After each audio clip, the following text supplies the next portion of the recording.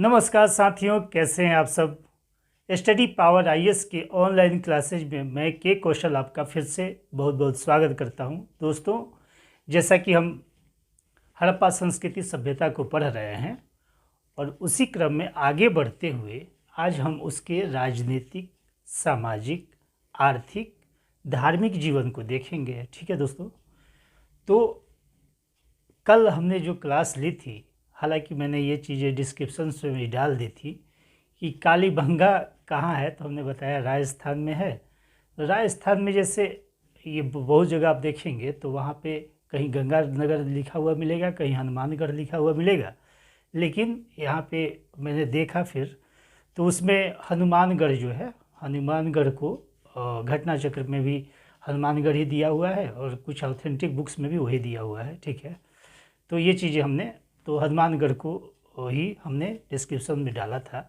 ये चीज़ें कभी कभी बोलने वक्त जुबान इधर उधर हो जाती हैं, इसका माइंड न करेंगे आप लोग। ठीक है दोस्तों, तो चलिए आगे बढ़ते हुए हम जो है आज इसके राजनीतिक जीवन को देखेंगे। हड़प्पा वासियों का जो राजनीतिक जीवन था, सैंधवकालीन सभ्यता के लोगों का जो राजनीतिक जीवन था वो कैसा था। ठीक है दोस्तों, तो कुछ इसमें विचार आते हैं, तो कुछ इतिहासकारों के भी विचार हैं, कुछ पुरातत्वविदों के भी विचार हैं, तो हम देखेंगे विचार से संदर्भित किसने क्या कहा। ठीक है, जैसे मैके साहब ने कहा कि प्रतिनिध्यात्मक सरकार यहाँ पे थी। ठीक है, उसी तरीके से देखेंगे तो हंटर महोदय ने जनतांत्रिक पद्धति का जिक्र किया, जनतांत्रिक पद्धति को बताया कि यहाँ का जो प्रशासन था वो जनतांत्रिक पद्धति पे आधारित था। उसी तरह वाल्टर रूबन ने गुलामों पे आधारित प्रशासन के बारे में बताया है। ठीक है, उसी तरीके से आप देखेंगे तो स्टुगर्ट पिगट जो है, आप ये क्वेश्चंस बहुत बार पूछा जाता रहा है कि हड़प्पा और मोहनजोदड़ो जो है वो जुड़वा राजधानियों से संदर्भित क्वेश्चंस ये पिगट महोदय का है। तो उन्होंने कहा कि यहाँ का जो शासन था वो पुरोहितों के द्वारा संचालित किया जाता था। ठीक है दोस्तों, तो ये क्वेश्चन हमने इसलिए इसका जिक्र किया कि ये क्वेश्चंस जो है कभी कभी आ जाया करते हैं कि किसका क्या मत था इसके राजनीतिक प्रणाली से संदर्भित। ठीक है, तो चलिए अब देखते हैं हम आगे। तो जहाँ तक आपको पता है कि हम सिंधु घाटी सभ्यता को जो पढ़ने का आधार रखते हैं वो क्या है, पुरातात्विक सोर्स। ठीक है, जो स्रोतों के आधार पे हम पढ़ते हैं तो इसमें सिर्फ पुरातात्विक सोर्स ही हम यूज करते हैं इसको पढ़ने के लिए, और जो भी निष्कर्ष इसके निकाले गए वो पुरातात्विक सोर्स पे ही आधारित है। हालांकि ये आद्य ऐतिहासिक काल में ही आता है, ये मैंने पहला ही क्वेश्चन बताया था। ये क्वेश्चन बीपीएससी में भी एक बार आए हुए हैं, कई जगहों पे ये क्वेश्चन आया हुआ है। ठीक है, और आद्य ऐतिहासिक काल की विशेषता क्या है वो भी मैंने बताई थी कि पुरातात्विक सोर्स के साथ साथ साहित्यिक साक्ष्य भी मिला, लेकिन साहित्यिक साक्ष्य को पढ़ा नहीं जा सका, इसीलिए ये अपवाद है और यही आद्य ऐतिहासिक काल में सिंधु घाटी सभ्यता को हम रखते हैं। ठीक है दोस्तों, तो चलिए अब हम देखते हैं कि इनके सामाजिक जीवन से संदर्भित चीज़ें देखेंगे, लेकिन अब राजनीतिक जीवन में हम कुछ देख लेते हैं। तो पुरातात्विक सोर्स है, उसी को हमने आधार रख के, और इतिहासकारों के द्वारा बहुत सारे मत निकाले गए, उसी के आधार पे हम सिंधु घाटी सभ्यता को पढ़ते हैं।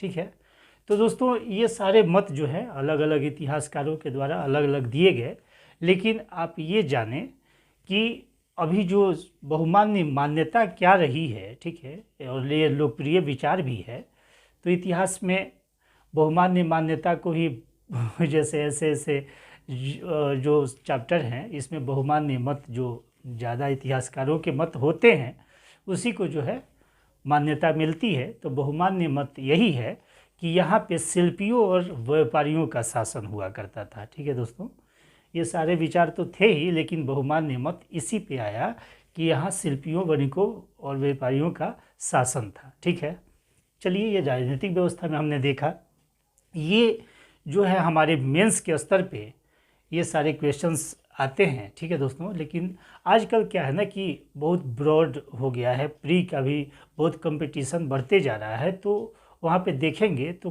प्रश्न की प्रकृति जो है वो दिन ब दिन कठिन होते जा रही है और वो इस तरह के क्वेश्चंस जो है अब आने लगे हैं। ठीक है, तो चलिए दोस्तों, अब हम आगे बढ़ते हैं।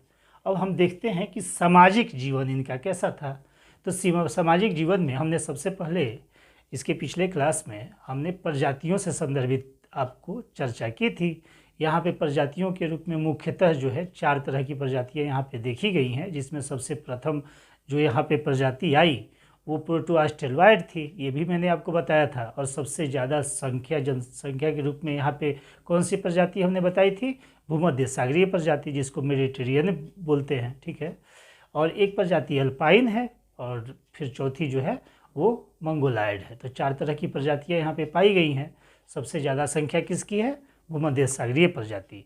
और आप मोहनजोदड़ो में देखेंगे तो मिश्रित प्रजातियों के साक्ष्य भी मिलेंगे, ठीक है। तो सामाजिक जीवन में तो एक प्रजाति का स्तर हमने देखा।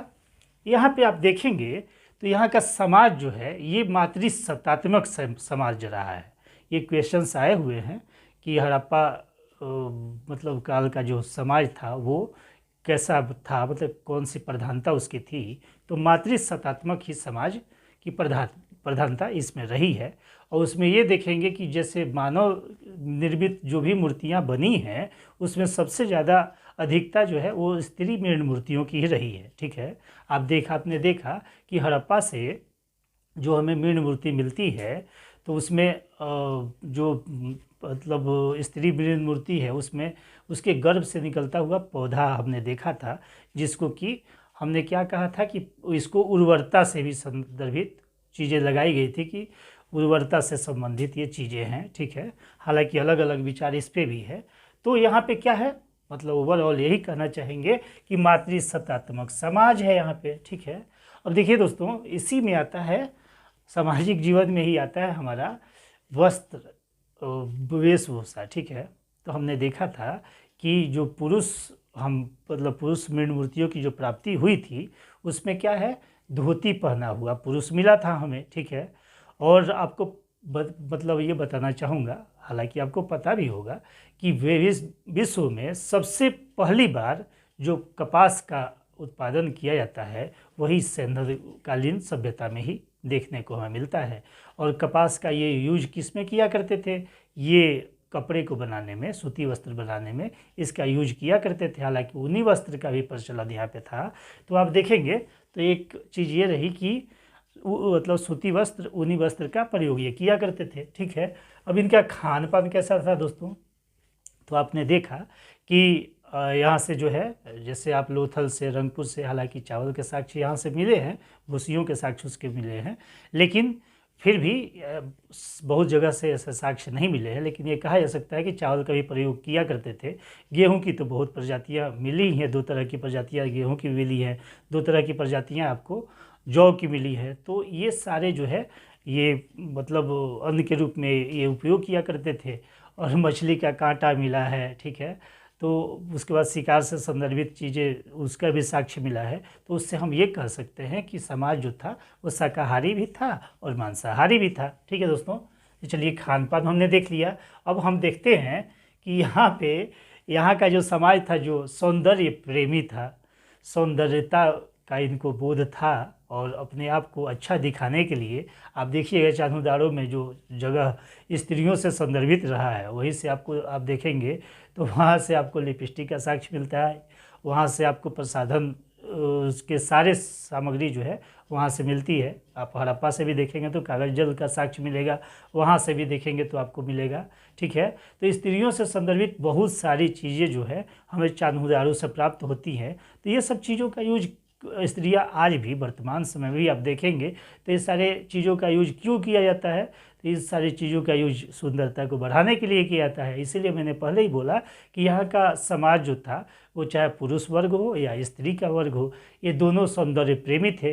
पुरुष जो है, आप देखिए ना, पुरुष जो है वो मतलब जैसे उस तरह हमें मिला है जो लिपटा हुआ था किस में, ये लिपटा हुआ था सूती वस्त्र में। तो उस तुरा का उपयोग हम कैसे करते हैं? आज भी हम उस तुरा का उपयोग शेविंग करने में करते हैं, ठीक है। तो शेविंग समाज वहाँ पे पुरुष समाज किया करता था, और वो यूँ इसलिए किया करता था कि ताकि हम सुंदर दिख सकें, ठीक है दोस्तों। तो चलिए, ये चीज़ें अभी हो गई हैं अब लिपस्टिक का साक्ष्य काजल का, अब देखिए अब धौलावीरा से मिट्टी का कंघा मिला है, ठीक है। तो कंघे का भी उपयोग किया करते थे बाल को संवारने के लिए। और उसके बाद में फिर हमने बताया चूड़ी का, सिंदूर का नौसारे से साक्ष्य जो हमने पिछले क्लास में बताया है। उसके बाद कांसे का दर्पण मिला है दोस्तों हड़प्पा से, ठीक है। तो दर्पण का प्रयोग ये किया करते थे, आपको पता है कि कांस्य युगीन सभ्यता है और कांसे का उपयोग यहाँ पे बहुत बड़े पैमाने पे हो रहा है, ठीक है। यहीं पे मोहनजोदड़ो से चांदी की अंडाकार चूड़ी मिली है, ठीक है।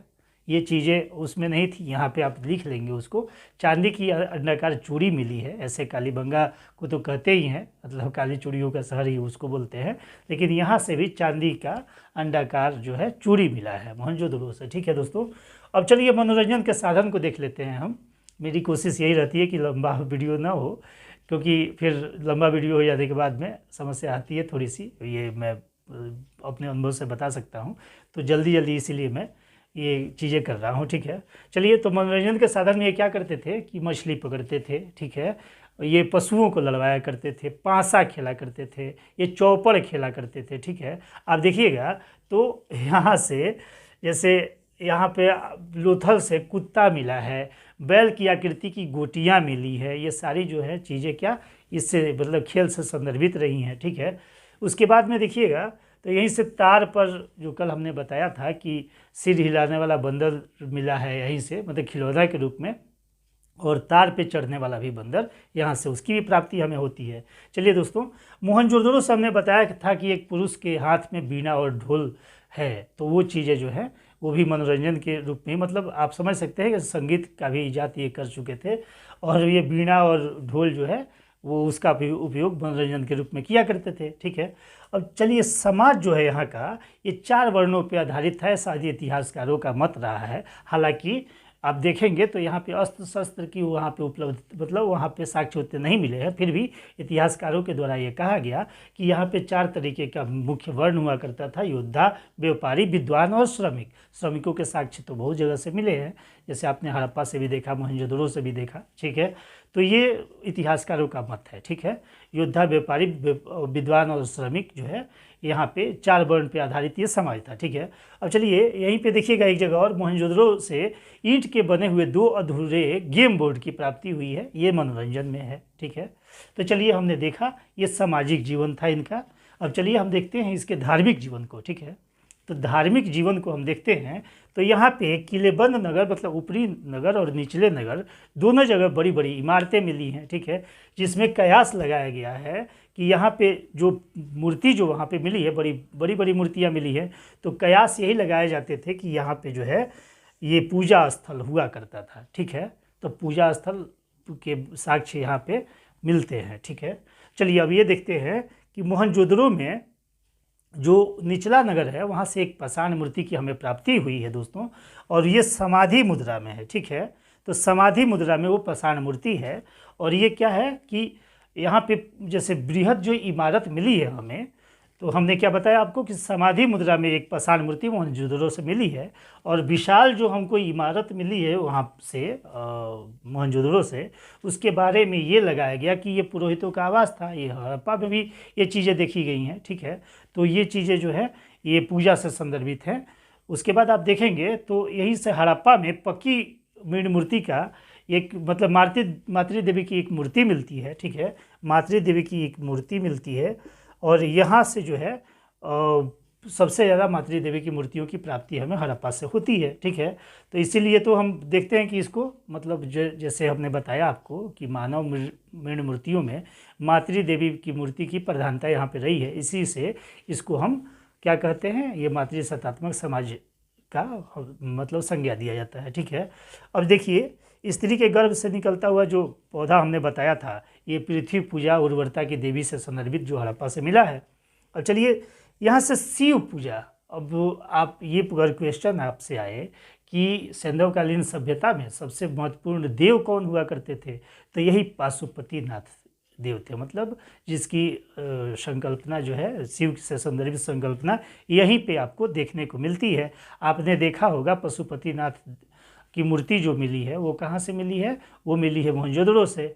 एक वहाँ योगी की मूर्ति मिली है, जिससे कि यह अनुमान लगाया गया दोस्तों कि एक योगी की मुद्रा, मतलब योगी की मुद्रा में एक पुरुष की मूर्ति मिली है, जिससे ये अनुमान लगाया गया, जैसे उसके 3 मुख और 2 सींग हैं। तो उसमें देख लेते हैं अनुमान क्या लगाया गया, अभी देखते हैं। तो इसमें 3 मुख जो है इसके और 2 सींग हैं इसके, ठीक है।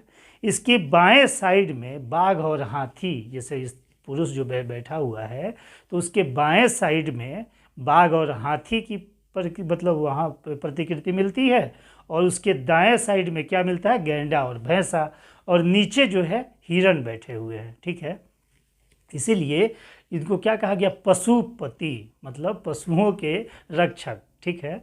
तो ये क्या क्या चीज़ें मिली हैं, क्वेश्चंस यूपीएससी में पूछे हुए हैं, और ये क्वेश्चन जो है अगर आता है तो बहुत कन्फ्यूजन होता है। तो 4 चीज़ें मिलती हैं यहाँ से, बाघ, हाथी, गैंडा, भैंसा, ठीक है, और हिरण भी मिलता है, बाघ, हाथी, गैंडा, भैंसा, हिरण, ठीक है। ये चीज़ें जो हैं ये पशुपति। तो इसी को मार्शल ने जब देखा तो मार्शल ने ही बताया कि ये पशुपतिनाथ की मूर्ति है, ठीक है दोस्तों। चलिए हम आते हैं आगे। अब लिंग पूजा का साक्ष्य यहाँ से हमें मिलता है, और हड़प्पा से सर्वाधिक साक्ष्य जो है लिंग पूजा का मिलता है। मतलब लिंग पूजा भी, और लिंग पूजा भी आपको जहाँ तक अभी भी मतलब अभी के भी समाज में जो है लिंग पूजा किससे संदर्भित रहा है, वही शिव जी से ही संदर्भित रहा है, ठीक है। तो चलिए अब ये जो है शिव की पूजा जो की जाती थी वो किस रूप में की जाती थी, तो किरात के रूप में की जाती थी, धनुर्धारी के रूप में की जाती थी, ठीक है। उसके बाद नर्तकी के रूप, मतलब नर्तक के रूप में की जाती थी। उसके बाद नागधारी के रूप में की जाती थी, ठीक है। तो किरात, नागधारी, धनुर्धर, नर्तक, शिव, इस तरह के शिव की वहाँ पे परिकल्पना की गई है, उन्हीं की पूजा की जाती थी, ठीक है दोस्तों। अब चलिए हम आगे देखते हैं। पशु पूजा की वहाँ पे आपको प्रधानता मिलेगी, और पशु पूजा में भी कुबर वाले सांड की पूजा ये किया करते थे, ठीक है। तो कुबर वाले सांड की जो मुख्यतः पूजा पशुओं में हुआ करती थी। अब चलिए एक मुहर पे ऐसा देखिएगा कि मिथकीय जानवर का एक आपको मिलेगा ऐसा चित्र, जिसमें कि आगे जो है, जैसे जो भी मिथकीय जानवर बनाया गया है उसके आगे का जो भाग है वो मनुष्य का बनाया गया है, पीछे का जो भाग है वो शेर का बनाया गया है, ठीक है। तो ये सारी चीज़ें जो हैं ये मतलब पशु पूजा से ही संदर्भित हैं, ठीक है। चलिए अब देखते हैं वृक्ष पूजा की संकल्पना। वृक्ष पूजा भी ये किया करते थे, उसमें नीम, बबूल, पीपल, इस सब की पूजा ये किया करते थे, ठीक है, प्रकृति पे। और ये लौकिक जीवन जी रहे थे, लौकिकता पर ही को विश्वास था। पारलौकिकता का साक्ष्य यहाँ पे बहुत कम देखने को मिलेगा, लेकिन मतलब लौकिक जीवन का आनंद ये ले रहे थे और लौकिकता में ही ये जी रहे थे, ठीक है। तो चलिए नाग पूजा भी ये किया करते थे। बहुत सारे मृदभांड पे आप देखेंगे, कल हमने देखा था लोथल पे एक सांप आकृति उसके मृदभांड पे मिली है। बहुत सारे मृदभांड पे जो है वो पशुओं की आकृति, जैसे आपने देखा बत्तख की आकृति देखा, लोमड़ी देखा था आपने, बारहसिंगा देखा था, बहुत सारे देखे थे आपने पिछले क्लास में। तो ये जो है नाग पूजा भी, तो नाग पूजा लोथल से मिलता है सांप की आकृति का। तो ये चीज़ें हैं। तो फिर ये देखते हैं प्रेतवाद। ये प्रेतवाद में विश्वास किया करते थे, ठीक है दोस्तों। प्रेतवाद में विश्वास करने के लिए आपने देखा होगा कि ये जो शवाधान पद्धति अपनाया करते थे, तो इनका प्रेतवाद पे तो विश्वास था ही, ये पुनर्जन्मवाद में भी यहीं से शुरुआत होती है, ठीक है। यहीं से धर्म, मतलब भक्ति धर्म और पुनर्जन्मवाद का भी यहाँ से शुरुआत देखने को मिलता है। ये चीज़ें हम जो है, ये चीज़ें किसको देख के कहते हैं, सावधान पद्धति को देख के कहते हैं, ठीक है। तो ये जो है प्रेतवाद के इससे भय ये खाते थे, और इसके लिए जो है तरह तरह के उपाय भी किया करते थे। तो प्रेतवाद से भी ये ग्रसित रहे हैं, उससे भय भी खाते रहे हैं। तो ये भी संकल्पना वहाँ पे दिखती है, ठीक है। चलिए अब अंत्येष्टि के प्रकार को हम देख लेते हैं। तो इसमें मतलब विभिन्न तरह की अंत्येष्टियाँ आपको देखने को मिलेंगी। उसमें मुख्यतः 3 जो है, पूर्ण समाधिकरण, उसी को पूर्ण मतलब समाधान बोलते हैं। आंशिक समाधिकरण ये बहावलपुर से मिलता है। पूर्ण समाधिकरण का जो है कालीबंगा से, यहाँ से छोटी छोटी कब्रें मिली हैं। तो कालीबंगा जो है पूर्ण समाधिकरण का उदाहरण है, और सबसे ज़्यादा प्रचलित ये पूर्ण समाधिकरण ही था। मतलब पूर्ण समाधिकरण का मतलब पूर्ण समाधान पद्धति ही यहाँ पे सबसे ज़्यादा प्रचलन में था। आंशिक समाधान जो देखते हैं वो ये मिलता है बहावलपुर से, ठीक है। तो आंशिक समाधान पद्धति भी ये अपनाया करते थे, दाह संस्कार भी अपनाया करते थे। मोहनजोदड़ो के बहुत सारे जगहों से आप देखेंगे तो दाह संस्कार के भी आपको साक्ष्य मिलेंगे दोस्तों, ठीक है। चलिए, अब लोथल से हमने जो देखा था कि युग्म समाधान की वहाँ पे हमें साक्ष्य मिलता है, जिसको कि इतिहासकारों के द्वारा ये मतलब कयास लगाया गया कि यहाँ पे सती प्रथा का प्रचलन था। हालांकि दोस्तों मतलब पूरे तरीके से ये साबित नहीं किया जा सका, लेकिन सती प्रथा का साक्ष्य देता हुआ लोथल एक जगह है, ठीक है। अब रोपड़ से मालिक के साथ कुत्ते को दफनाए जाने का साक्ष्य मिला है, और ये चीज़ें हमने पिछले क्लास में बताई थी कि ये प्रवृत्ति कहाँ की रही है, ये प्रवृत्ति रही है खासकर जम्मू कश्मीर की, और वहाँ पे भी कहाँ पे, बुर्जहोम में। तो गुफकरल, बुर्जहोम, ये सारी जो है वहाँ पे बुर्जहोम से आपको देखने को मिलेगा, आगे हम पढ़ेंगे उसको। तो बुर्जहोम में ये प्रवृत्ति दिखती है कि मालिक के साथ कुत्ते को दफनाया गया था, ठीक है। और उसके बाद अब देखते हैं वैज्ञानिक पद्धति। तो वैज्ञानिक प्रगति भी इन्होंने काफ़ी की थी उस समय। समकालीन वैश्विक सभ्यता में सबसे ज़्यादा मतलब ये जो है वैज्ञानिक प्रविधि के रूप में सबसे ज़्यादा विकसित ये थे। उसमें हमने देखा कांस्य युगीन सभ्यता इसीलिए बोलते हैं चूँकि कांसा का प्रयोग करते थे। बहुत तरह की कांस्य मूर्तियाँ हमें प्राप्त यहाँ से हुई हैं, ठीक है। और यहाँ पे क्या है, मूर्तियों और बर्तनों की ढुलाई भी ये जानते थे, और उसके बाद में इसको मतलब बनाया भी करते थे, उसको गढ़ाई बोलते हैं। तो मूर्तियों और बर्तनों की ढलाई और गढ़ाई दोनों से ये परिचित थे, ठीक है। इनको नाव बनाने की तकनीक के बारे में पता था, नाव बनाने की कला इनको पता थी। इनको ग्रह और नक्षत्रों से संदर्भित चीज़ों का ज्ञान था, ठीक है दोस्तों। वहाँ से बहुत साक्ष्य ऐसे मिले हैं जिससे ये कहा जा सकता है कि ग्रह से भी और नक्षत्र से भी, दोनों से ये परिचित थे, ठीक है दोस्तों। यही जो है आप देखिएगा सिंध क्षेत्र में तो पत्थर के उपकरण के कारखाने इनको मतलब वहाँ से साक्ष्य मिला है। तो पत्थर के मतलब उपकरण बनाने के कारखाने मिले हैं। ये भी क्या है, ये भी टेक्नोलॉजी का ही स्तर है। टेक्नोलॉजी रूप में ये चीज़ें वो किया करते थे। आप देखिएगा सिंदूर भी जो यूज करते हैं, इत्र का जो इन्होंने ईजाद कर रखा था, या जो भी आप देखेंगे लिपस्टिक का साक्ष्य वगैरह देखेंगे, जो भी साक्ष्य ये मिले हुए हैं, ये क्या इंगित करती हैं, ये सारी चीज़ें इंगित करती हैं यही कि ये प्रौद्योगिकी रूप से मतलब टेक्नोलॉजी के स्तर पे भी ये काफ़ी आगे थे दोस्तों, ठीक है। चलिए मैं एक और आपको इन्फॉर्मेशन दे देता हूँ। मेरा चैनल अभी सर्चिंग में जो आ रहा है सिर्फ स्टडी पावर आईएएस के नाम से अभी नई सर्चिंग में आया है दोस्तों, चूँकि मेरा नया चैनल है। लेकिन स्टडी पावर आईएएस बाई के कौशल करके मेरा चैनल जो है वो सर्चिंग में आ जा रहा है, ठीक है दोस्तों। और आगे आने वाले समय में अगर आप लोगों का सहयोग मुझे इसी तरीके से प्यार मिलता रहा तो ये सर्चिंग में मेरा ऊपर मतलब मेरा चैनल जो है ऊपर ही आएगा, ठीक है दोस्तों। बस इसके लिए बस आपका सहयोग और प्यार की ज़रूरत है, मुझे सपोर्ट कीजिए मेरा, ठीक है दोस्तों। और आपको क्वालिटेटिव यहाँ पे आपको कोई भी सब्जेक्ट यहाँ पे पढ़ाए जाएंगे उसमें जो क्वालिटी रहेगी, अन्य किसी भी वीडियो को आप उठा के देख लें उतनी क्वालिटी मतलब नहीं मिलेगी आपको कहीं। तो ये जो है मैं इसमें मेहनत कर रहा हूँ दोस्तों, ये आपके लिए कर रहा हूँ, ठीक है। तो ये कहना चाहूँगा कि कोई भी क्वेश्चंस जो है, फिर से आपको मैं बताना चाहूँगा कि जो भी सब्जेक्ट यहाँ पे पढ़ाए जाएंगे उससे संदर्भित कोई भी क्वेश्चन जो है आपसे छूटेगा नहीं, कोई भी क्वेश्चन अटेम्प्ट कर ले जाएंगे, ठीक है दोस्तों। चलिए हम नेक्स्ट वीडियो में आते हैं, और इसके लास्ट जो एक पार्ट और इसका आएगा, मैं चाहता तो इसको बहुत ही शॉर्ट में ख़त्म कर सकता था। एक आर्थिक जीवन इनका जो इकोनॉमी से संदर्भित वो काफ़ी बड़ा उसका व्यापक है, ठीक है। क्योंकि वो जो है व्यापार वाणिज्य वगैरह से संदर्भित चीज़ें हैं, उसको आप एक वीडियो में, हालांकि छोटा ही वीडियो होगा लेकिन उसको लेके चलूँगा। और एक पतन से संदर्भित संकल्पनाएं जो हैं, वो पतन कैसे हुआ हड़प्पा का, वो चीज़ें हम नेक्स्ट वीडियो में पढ़ेंगे, देखेंगे, ठीक है। तब तक के लिए आपसे विदा लेना चाहूँगा मैं, और थैंक यू सो मच।